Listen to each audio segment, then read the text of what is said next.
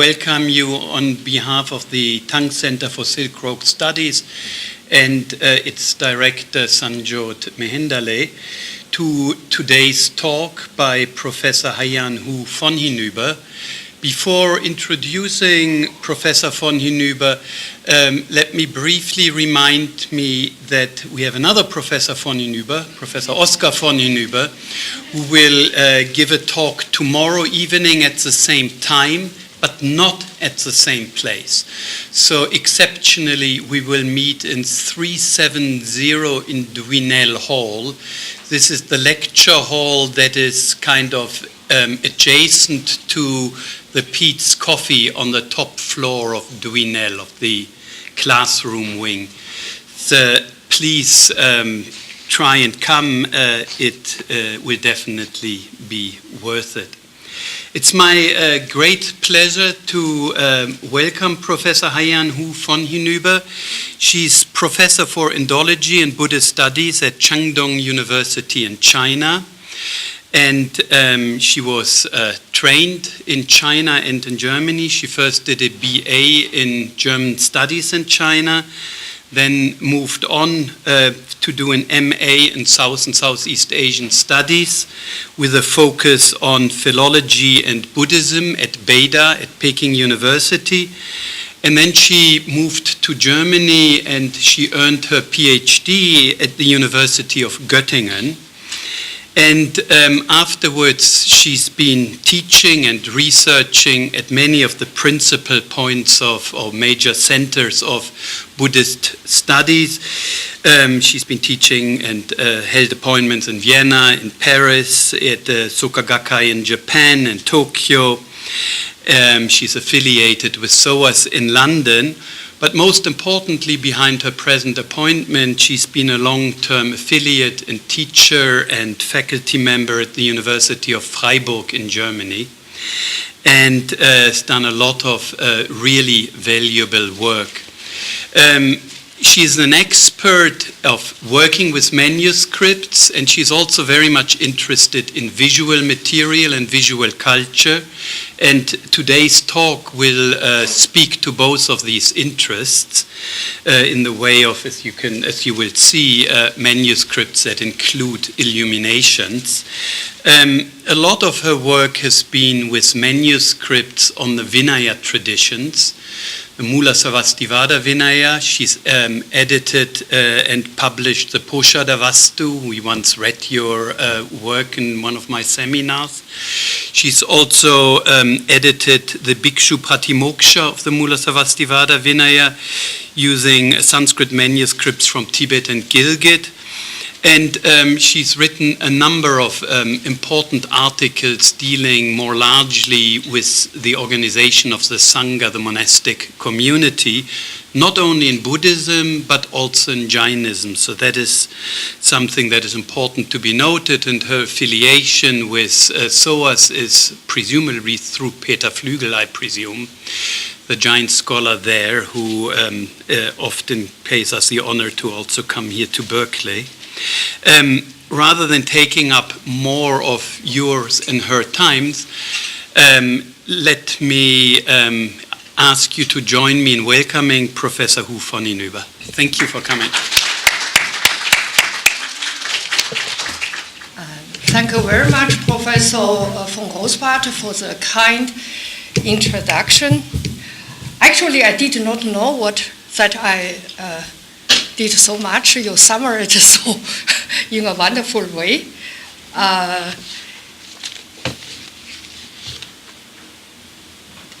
For me, it's a great honor to speak before such a distinguished audience. I sincerely thank the Tang Center of Silk Road Studies for the kind invitation, especially the director, Dr. Sanjot Mehendale, and Professor von Großbart for the invitation. My today's topic is from the Upper Indus to the east coast of China. At the beginning, I would like to say a few words about the image of the so-called two sitting Buddhas.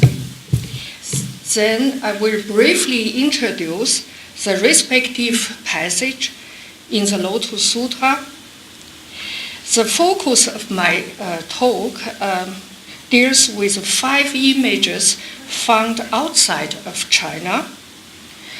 To support the presumption that the image originated not in China but in India, I would like to introduce some textual reference in the Buddhist Chinese canon and in some classical Sanskrit works. And at the end, I would like to mention the new findings on the east coast of China. Now let us start our journey along the Silk Road. Actually, there is only one question I would like to discuss with you today. The question is, did the image of two sitting Buddhas originate in China?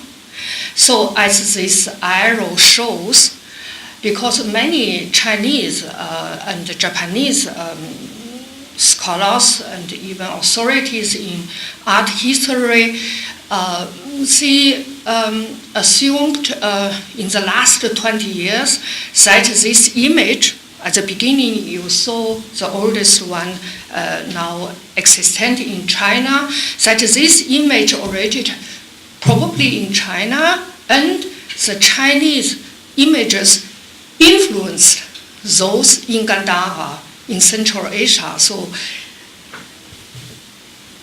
another question is, another solution would be, we have able nowadays to find enough evidence to turn the arrow over. So that means from west to the east. In Chinese Buddhist art, there is a widespread image of two sitting Buddhas, Śākyamuni and Prabhūtaratna, which can be traced back to the 11th chapter, Supasamdarshana of the Saddharmapuṇḍarīkasūtra. This image is commonly called 释迦多宝并作像, or simplified as 二佛并作像. There is no Sanskrit term for this image, but in China, if you say 二佛并作, everybody knows what are you talking about. It seems that the oldest preserved statues of this image are all found in China, which can be dated to the beginning of the 5th century. Because until 2012, no certain image of two sitting Buddhas had been found outside of China, it has been assumed by many Chinese and Japanese scholars that the depiction of this pair of Buddhas is likely of Chinese origins. In recent years, however, at least 5 images of this pair of Buddha have been discovered outside of China.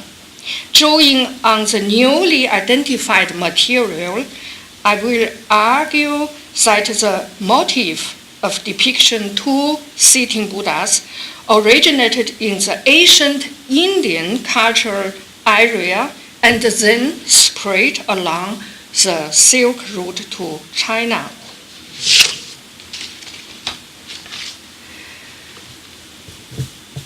The oldest known statue of two sitting Buddhas was found in North China.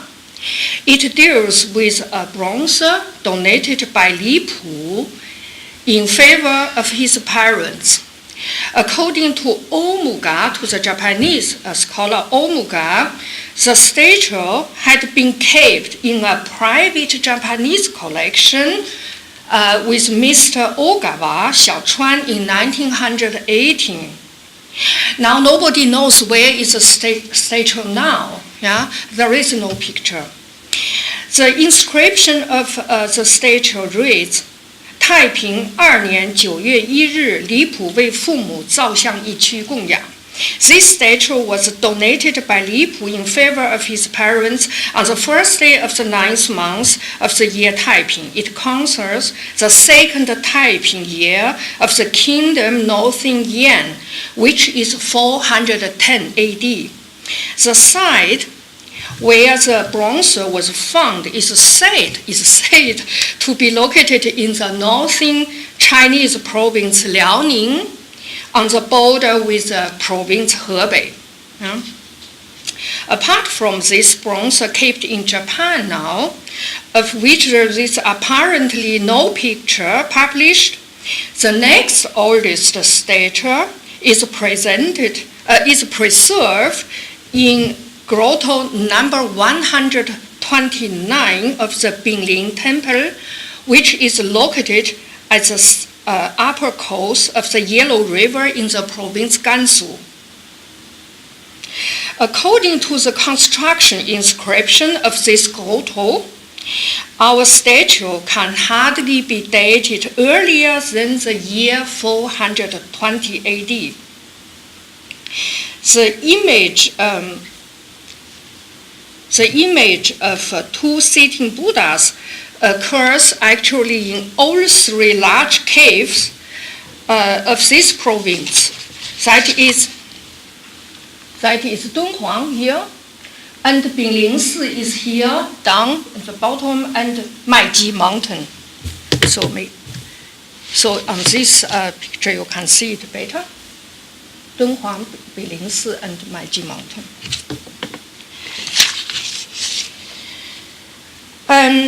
For the spread of this image along the Silk Road to China, some typical figures should be taken into consideration. If we look carefully at the date and the location of most images found in China, one can easily recognize the process how this image step by step spread out along the Yellow River, namely from the west to east. Here is some pictures of the Maiji Mountain.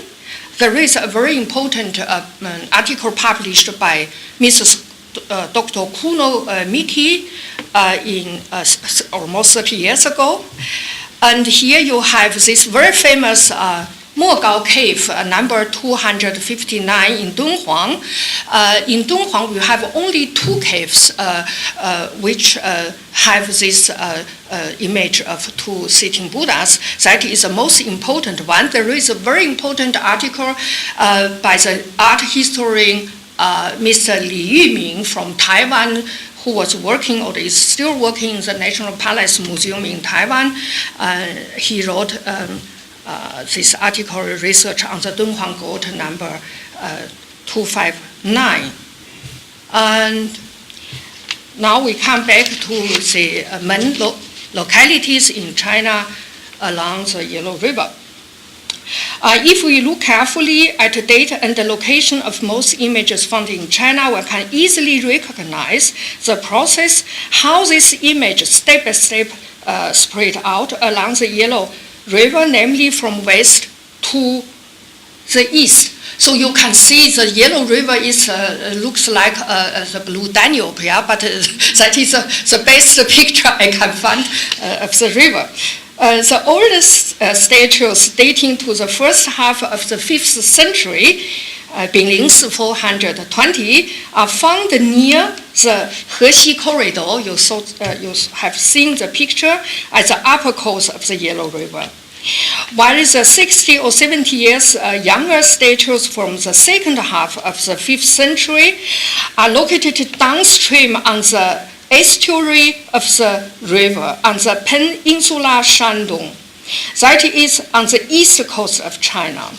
Thus, the distance between the Bingling Temple in Gansu and the Longxing Temple in Shandong is almost 2,000 kilometers. So then here you have an overview.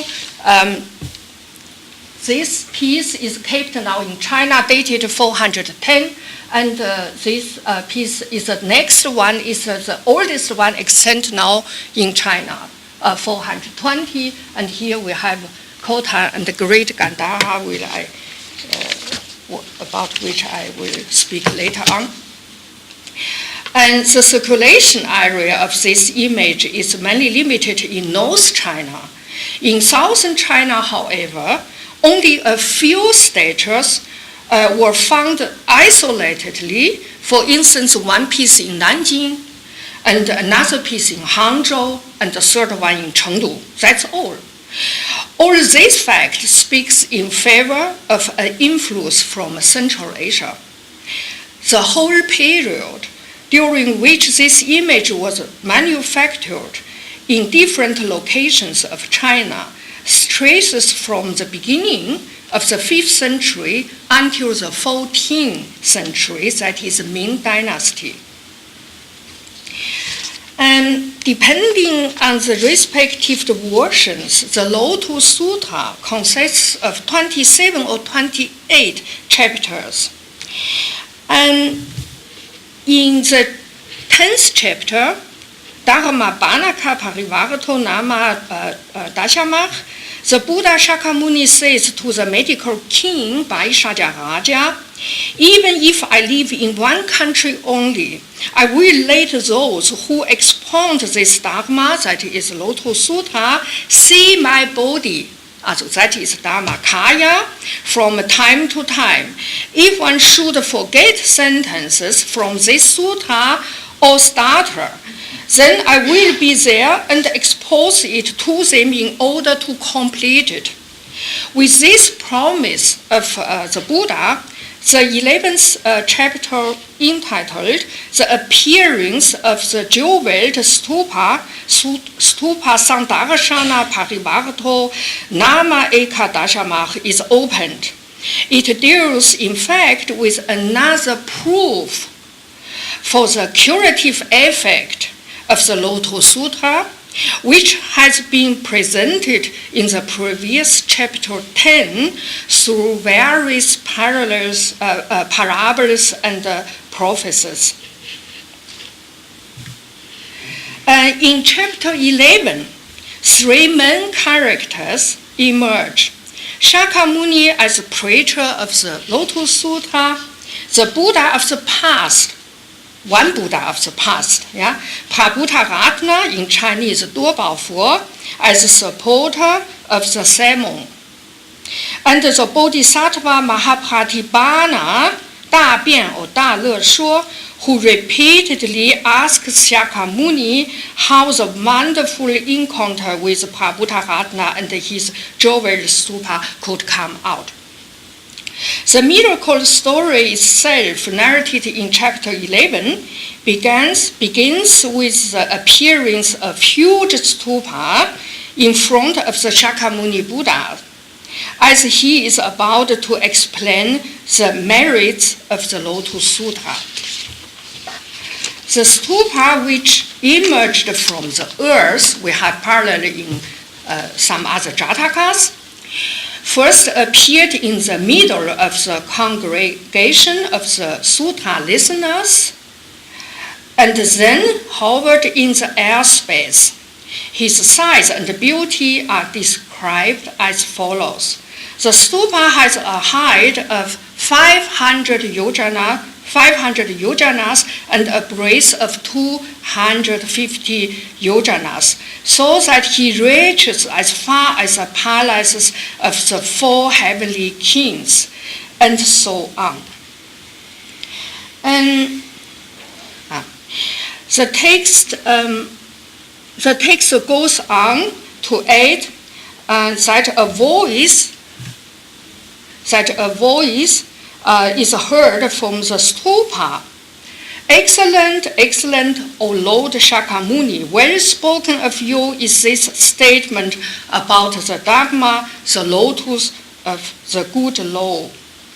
On the question of Bodhisattva Mahapratibbana, for which reason the jeweled stupa appeared, Śākyamuni explained the background. This explanation is, in fact, the main source for the mythology of the Buddha Prabhūtaratna.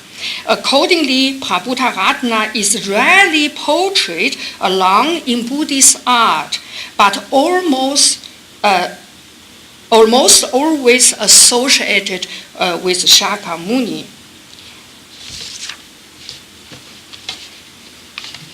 The Buddha said to Mahapratipadana, to his question, why does a stupa appear?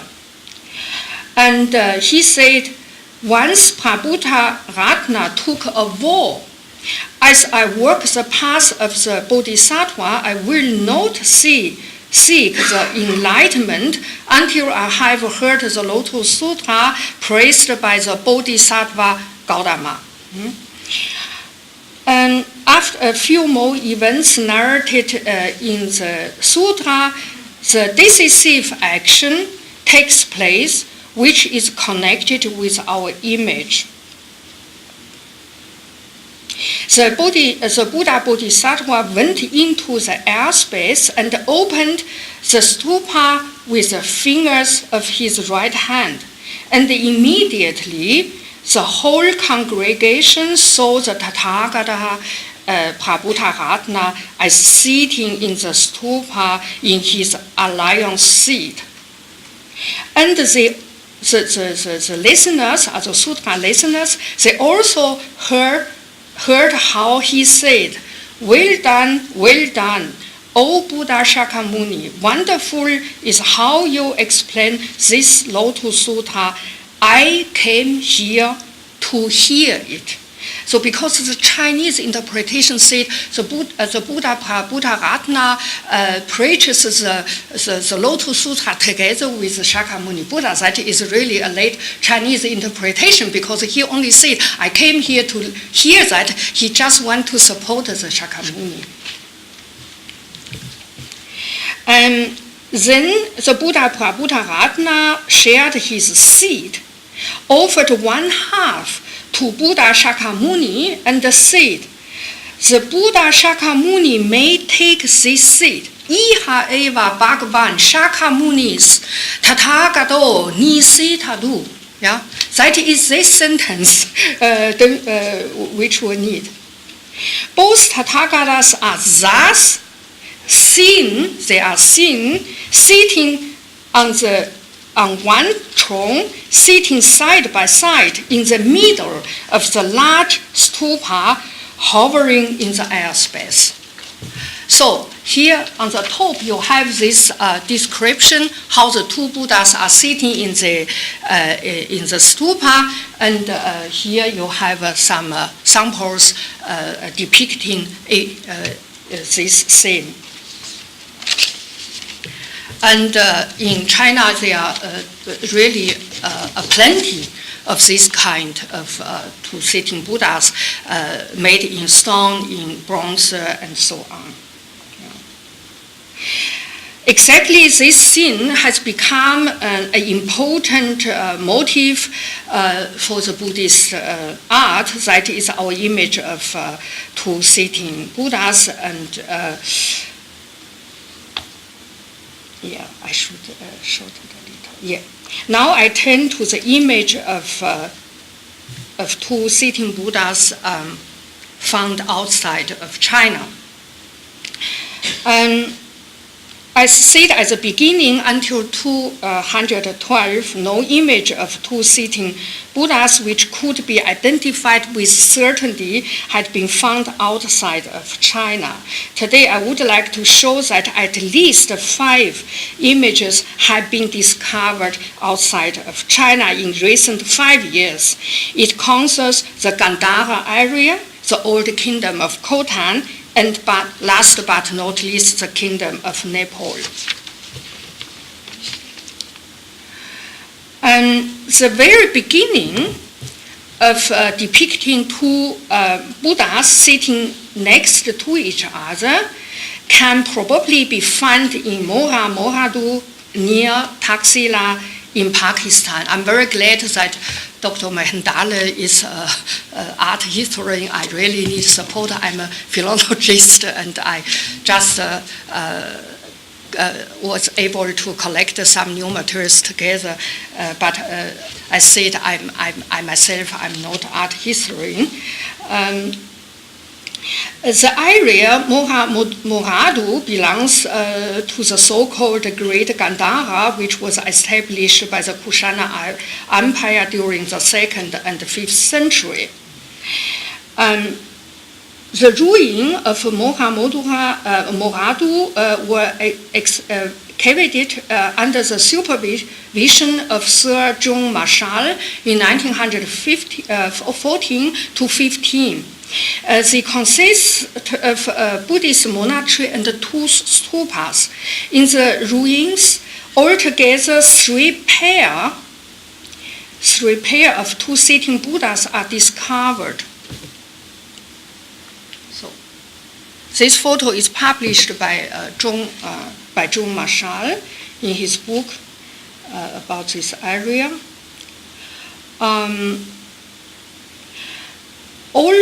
All 3 stone statues, however, are heavily damaged, especially the heads are missing.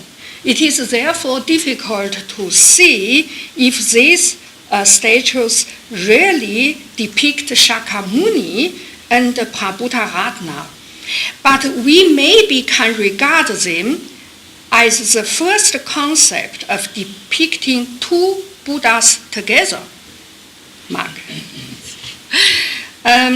In this regard, I would like to recall a very important article which was published by the Japanese art historian Dr. Kuno Miki 30 years ago. Her article, which is in the meantime almost forgotten, is about an altar-like piece found in Lorian Tengai, which is located in the northwest of Taxila and belongs also to Gandhara area. I have never been to Gandhara, so I need myself also some maps to orient in this huge area. The archaeological site, Lorian Tengai, was excavated first by Alexander Kati in 1896, where a large number of Buddhist statues were discovered and sent to the Indian Museum of Calcutta later on. In this famous altar-like statue, Mrs. Kuno Miki believes in 1988 to have recognized an image of 2 sitting Buddhas, and I think she is right about that. In the upper part of this altar, a stupa seems to have been carved here. And in the lowermost part of this stupa, 2 sitting Buddhas are framed by 2 leaning worshippers on each side. The piece belongs to the middle until the late period of the Gandhara art and can be dated to the 3rd or 4th century. Despite of her compelling argument, Kuno's reasonable identification of this Gandhara piece was unfortunately doubted by a Chinese authority in Buddhist art and finally disregarded so far, and the opinion of the Chinese art historian has been quoted 20 years long by many other Chinese scholars. But I think Kuno-san is right. Now, with regard to the 4 new findings of our image, which I'm going to discuss in details, it would be worth reconsidering. And Mogadu, we now follow the old trade road and go further to the east in the direction Kashgar and Khotan. Now, today in China. This old Silk Road inevitably brings us upstream to the upper Indus. In the framework of the Heidelberg Academy project, rock carvings on the upper Indus, a rock image of 2 sitting Buddhas had been discovered in Hodur. The site Hodur is about 60 kilometers from Gilgit away. A photo of this rock carving documented by the Academy of Heidelberg was first published by Harald Hauptmann in an exhibition catalogue from the year 2008. However, without any comment or identification. 4 years later, Oskar von Hinüber, that is my husband, succeeded to identify this rock image as 2 sitting Buddhas relating to the Lotus Sutra. Thus, the photo of this rock carving was reprinted in his article, The Saddharmapuṇḍarīkasūtra at Gilgit, Manuscripts, Worshippers, and Artists, which is printed as introduction to the Japanese facsimile edition Gilgit Lotus Sutra manuscripts from the National Archives of India.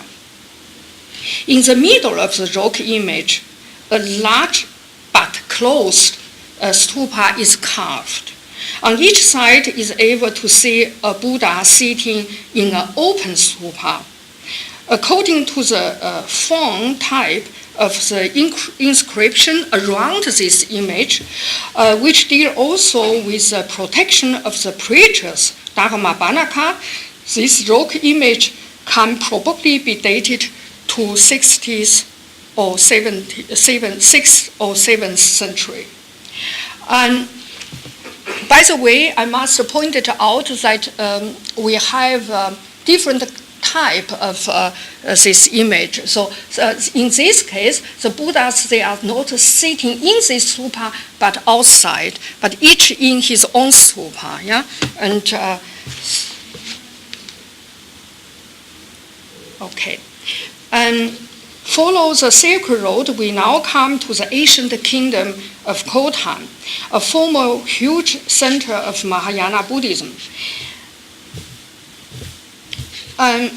In 2013, the Institute of Oriental Manuscripts of the Russian Academy of Sciences published, in cooperation with the Soka Society and the Institute of Oriental Philosophy in Japan, a facsimile edition of various Sanskrit manuscripts of the Saddharmapuṇḍarīkasūtra found in Khotan, which have been keeping in St. Petersburg since the Russian expeditions in Central Asia at the turn of the 19th to the 20th century.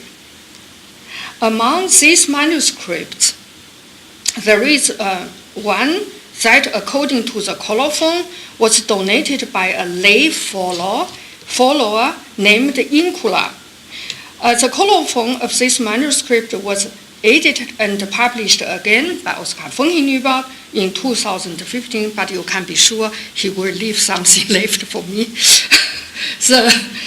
The colophon of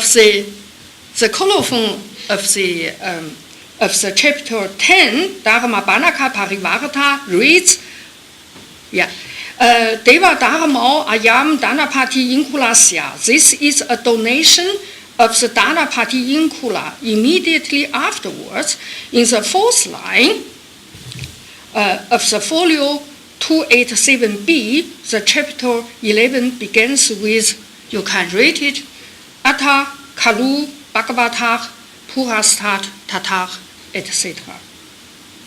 Just at this interface, the manuscript was adorned with a round miniature. In the middle of the miniature, you can see the Prabhūtaratna sitting in his very small stupa. Śākyamuni is depicted on his right, sitting in a little bigger stupa. That is very interesting because in the later time, a Buddha will never be depicted as such small. It's always the Buddha's image becoming in China bigger and bigger. So it's very funny to have this small Buddha in this small stupa. And to the to the left of the Prabhūtaratna, two figures are depicted who are worshipping with Anjali in the direction of both Buddhas. Apparently, they are donors, the Lord Incula and the Lady Incula. The upper male figure has a heavy head on his head, and the lady apparently wears a tiara on her forehead. The blue and the red color in their nimbus probably serve to highlight the different gender. This miniature clearly points to the 11th chapter Stupa Sandarshana Parivarta, which exactly begins here in the manuscript. In the light of some other miniatures added to this manuscript, it can be assumed that this donated manuscript by Lord Incula in favor of his deceased son, Vailaka, his wife, and himself was a very generous donation. In paleographical terms, the manuscript was written with the so-called Turkestan Gupta alphabets. Also because of the entries in Khotan-Sakish language, this manuscript cannot be dated much earlier than the 7th or 8th century. Look at the archaeological sites in Central Asia. In summary, one can almost go through a red line connecting all four sites. Moha Moduva, 2nd century maybe, Lorian Tangal, 3rd century maybe, Hodur, 6th century, and Khotan a little later. With this certainty that the image of two sitting Buddhas was widespread in Central Asia in the period from the 2nd to 7th century, we now turn to the South Asia. In 1908, the Japanese Soka Association published a facsimile edition of the Sanskrit Lotus Sutra manuscript from the National Archives of Nepal. Having opened this excellent facsimile edition and turned over the illustrated book cover, an image of two sitting Buddhas in the middle of the first folio sticks out in the eye. In a stupa which is open to the front, Śākyamuni and Prabhūtaratna are sitting parallel next to each other in the meditation position. On each side of the stupa, there are 4 or 5 worshippers with Anjali gesture. The figures in the upper row on the left side could be members of the royal family, but the image is much too damaged to be sure of that. In order to confirm my presumption that the image of two sitting Buddhas is always placed at the very beginning of the Lotus Sutra according to the Nepali tradition, I then checked another Nepali manuscript kept in British Library. Here also, the image is pictured immediately after the book cover on the first of 175 folios, namely in the center of the first page of the manuscript. Both manuscripts from Nepal are written on palm leaves, what rather speaks for a relatively old date of transcription. Nevertheless, it is difficult to date them exactly because this kind of form has remained constant for several centuries. Generally speaking, The Sanskrit manuscripts from Nepal are younger than those from Central Asia. They can probably be dated to the 10th century or later. So in the manuscript kept in British Library, you can see that the stupa is framed by two bodhisattva-like figures. So I'm not sure how to interpret these two big figures.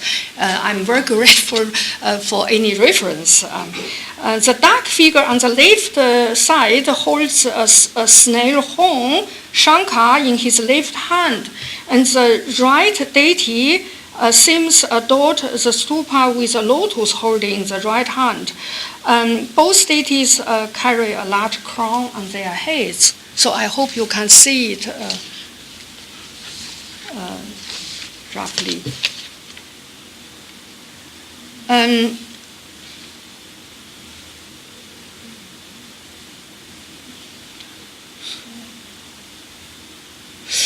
It should be pointed out that the very central placement of the image two sitting Buddhas in both Nepali manuscripts shows clearly that exactly this image is to be understood as the symbol of the Lotus Sutra par excellence. And there can be little doubt that the same symbolic meaning of this image came via Silk Road also to Central Asia and finally to China.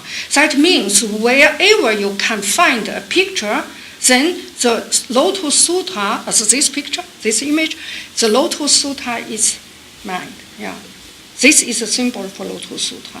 So I come to this point later on. In other words, wherever this image occurs, it means always symbolic of the worship of the Lotus Sutra. In case that many specimens of this image have been discovered in a particular location, one can safely assume that this place must have been a large center of the Lotus Sutra culture. Also, the image of two sitting Buddhas from Hodur, Khotan, as well from Nepal, are all younger than the oldest statues from China, found in China. Still, it will be difficult to make credible that this image, or at least its motif, should have originated in China. We are actually facing the similar situation with textual sources. Many Chinese translations of Mahayana sutras are undoubtedly older than the extant Sanskrit manuscripts. Nevertheless, nobody would come up with the idea to assert that these texts are composed in China. Apart from the above-mentioned pictorial evidence, the textual evidence for the Indian origin of our image is also very rich. Here I will only mention two examples. There is a text,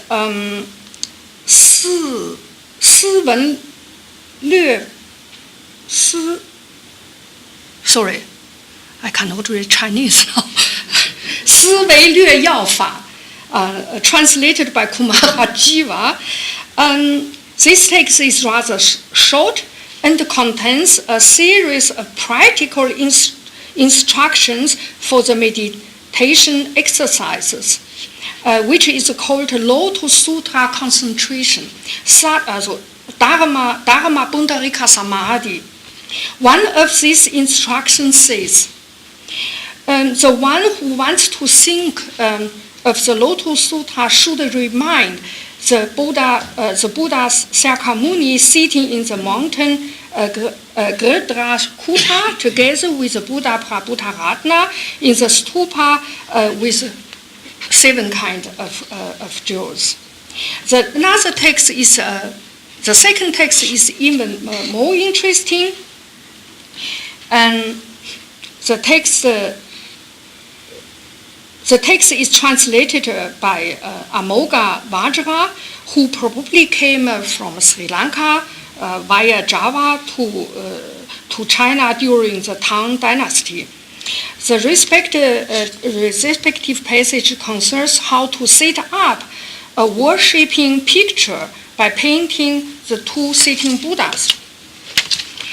The text says, the altar consists of 3 layers. In the middle of the innermost circle, one should paint a Lotus Sutra with 8 petals. On this flower, a stupa should be added. In the stupa, a picture showing Buddha Śākyamuni sitting with Buddha Prabhūtaratna on one seat should be painted. The door of the stupa opens to the west direction. And now let me say a few words about the classical Indian concept of sharing half the seat, which actually is the cultural background for the depicting both Buddhas. So, as in many other cases, also the ancient Indian ritual of Aratasana or Ekasana had been taken over by Buddhists and passed on with their suttas to other Asian countries. The basic meaning of giving off half the seat to another person is showing one's great respect or offering the friendship. It deals with a ritual act in ancient India, attested in many works such as Mahabharata, Ramayana, you have some quotations here, Shakuntala, Raghuvamsa, Katha, Saga, etc., etc. It is pretty amazing that the interpretation of this ritual gesture in the sense of shared political power or governing together with the same right occurs only in Buddhist texts, but hardly in classical Sanskrit literature. In classical Sanskrit literature, it means only the same look or respect or friendship or peace, but really nothing to do with politics. And the Yungang Caves near city Datong in province Shanxi, known as Gandhara in China, was the capital of the Northern Wei dynasty. One peculiarity of the Yungang grottos is that they host a large number of the so-called double Buddha. As known, the queen widow Feng, who ruled first with her adopted son and then with her adopted grandson after the death of her husband, caused numerous statues to be built in the Yungang cave. This very special phenomenon could be probably explained by the influence of the Indian concept governing together with the same right.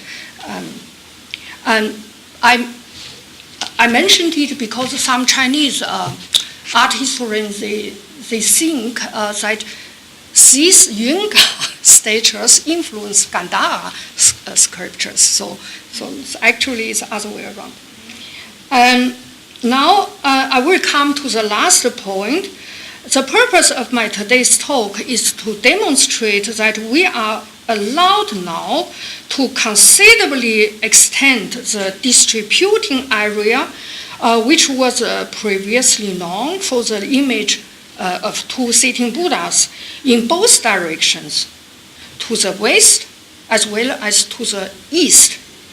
In the western direction of the Silk Road, we can dilate the area from Khotan in China, now in China, to Lorian Tangai in Pakistan.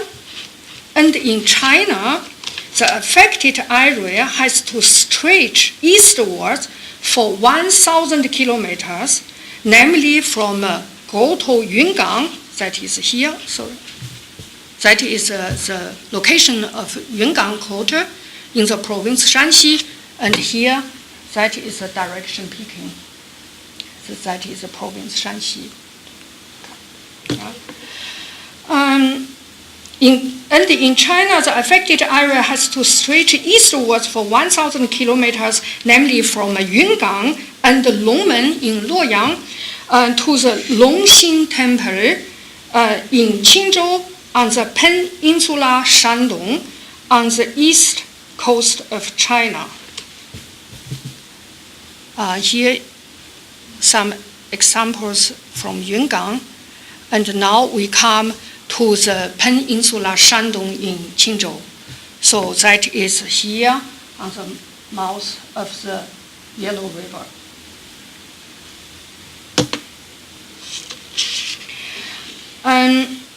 Started in the 17th, in last century, in connection with the sensational excavation of some 200 Buddhist sculptures, 100 Buddhist sculptures from a spilled cellar of the destroyed Longxing temple.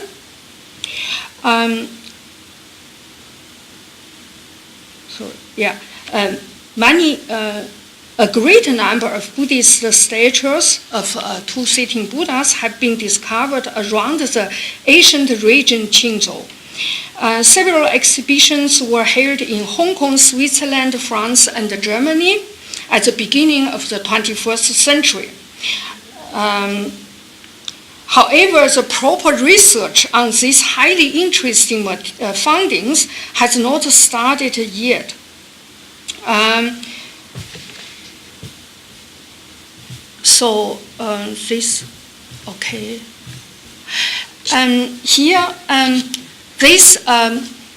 This statue is the only one published. It's very early. This statue is dated to 478. It's published by the director of the Bexing Museum, Mrs. Zhang Shuming, 2005 in Taiwan. Yeah? But there are still many of these kind of statues dated to the end of the 5th century. Yeah? And it can be taken for sure that the peninsula Shandong was no doubt a great center of Lotus Sutra worship, when the Chinese Buddhist monk Faxian returned from India to China in the year 412, the big Indian ship he traveled with was stranded at shore in Qingzhou. That is Faxian's travel map, and you can see Faxian's return. His ship, actually he wanted to go to Guangzhou, but because of a storm, his ship stranded in Qingzhou. And to conclude, I think that it can be taken for sure that the distribution area of these two sitting Buddhas had been much broader, much bigger than we have thought up today. I hope you will agree with me that we should, I just skip it, we should turn over the arrow in another direction. And thank you very much. And that's all I have to report today. The principle that the two figures, the two Buddhas, share governance. So they share, kingship, or in the case of this, in the example that you have, they share the idea of being Buddhas collectively. Is that kind of interpretation of shared governance later? Is that a way of making sense of something that has happened earlier? Yeah, that is a very interesting question. If we look at the early statues, the two Buddhas, they are only sitting there. They do nothing. Just a moment. Yeah, here. So the bronze statue, they are. This is not a good example. Sorry, I should. So at the very beginning, the oldest statue, both Buddhas, they are only sitting there. They do nothing, and later on, So I think that is a kind of Chinese interpretation, because according to the Indian tradition, it's enough just to share half the seed, because it's a respect, that is a support given by Prabhūtaratna to Śākyamuni. Of course, there is interpretation suggested by some Chinese colleagues that this picture is a symbol of Dharmakaya in the sense of the picture connected past Buddha with the present Buddha. On the back side of this picture, very often you can see Maitreya is depicted. So there is some interpretation to combine three Buddhas of three times. That is the very late I think is a late Chinese interpretation. In the beginning, the idea from India is just it's enough. What I see is enough to share half the seed. They had nothing to do more. They are just sitting there. And then later on, the Chinese name for this image has changed. They say both Buddha are preaching the Lotus Sutra. Then we got also some hand gesture. You see?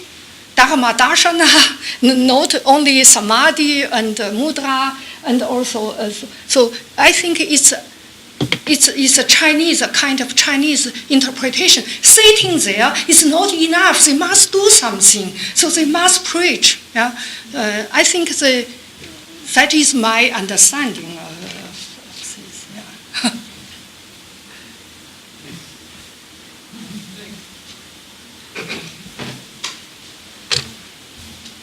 Thanks for your talk. When you mentioned Maitreya,